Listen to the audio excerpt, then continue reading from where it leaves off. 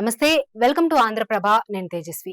విపక్ష కూటమిపై సీఎం జగన్ విమర్శలు గుప్పించారు. వైసీపీ ప్రభుత్వ హయాంలో సంక్షేమ పథకాలన్నీ ఇంటి వద్దకే వస్తున్నాయని చెప్పారు. వైద్య సేవలు, పింఛన్లు, రేషన్ సరుకులు ఇలా ప్రతి సంక్షేమ లబ్ధి ఇంటి వద్దకే వస్తోందన్నారు. వాలంటీర్ వ్యవస్థ ద్వారా అన్ని ఇంటికే చేరేలా కొత్త వ్యవస్థ తీసుకువచ్చినట్లు చెప్పారు.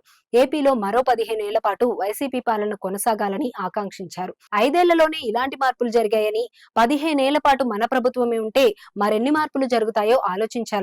40 ఏళ్ల రాజకీయ జీవితంలో చంద్రబాబు పేరు చెబితే ఒక్క మంచి పథకమైనా గుర్తొస్తుందా అని వైఎస్ జగన్ ప్రశ్నించారు.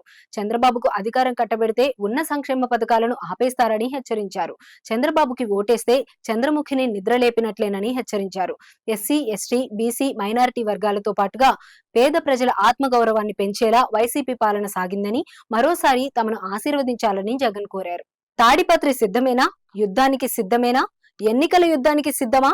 ఈ రాష్ట్రాన్ని విభజించినోళ్లు అబద్ధాలే అలవాటుగా, మోసాలు, కుట్రలే తమ నైజంగా గుంపులు గుంపులు జెండాలు జతకట్టి కూటమిగా వస్తున్నారు. మీకు మంచి చేసినా మీ ఒక్క బిడ్డ మీదకు వస్తున్నారు. వీరందరికీ బుద్ధి చెప్పడానికి మీరెంతా సిద్ధమా అని ఏపీ సీఎం జగన్మోహన్ రెడ్డి ప్రశ్నించారు.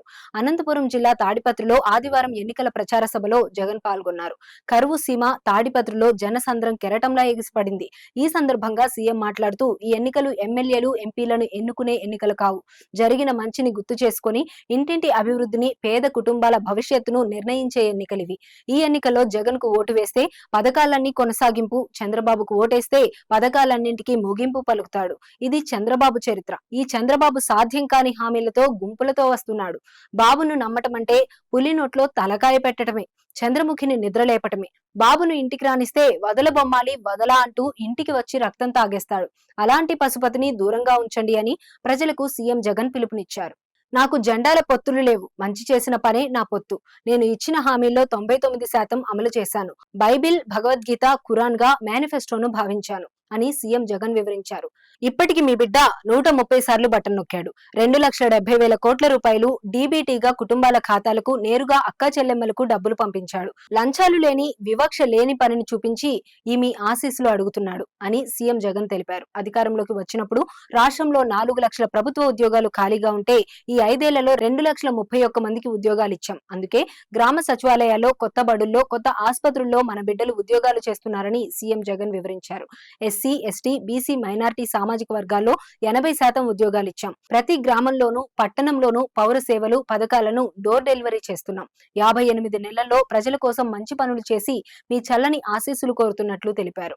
మాటల్లో కాదు, చేతల్లోనూ సామాజిక న్యాయం కల్పించామన్నారు. మీ బిడ్డ చేసిన పనిని ఒక్కసారి గుర్తు చేసుకోవాలన్నారు. 68% పదవులు సామాజిక వర్గాలకే దక్కాయి.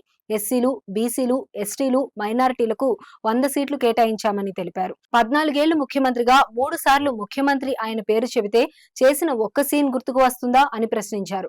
అబద్ధాలతో, మోసాలతో యుద్ధం చేస్తున్నాం. 2014లో ఇదే దత్తపుత్రుడు ఢిల్లీ నుండి వచ్చిన మోడీ ఫోటోలతో చంద్రబాబు పంపించిన పాంప్లెట్ లో రైతులకు 87,000 కోట్లు, 14,250 కోట్లు పొదుపు సంఘాల రుణమాఫీ చేశాడా?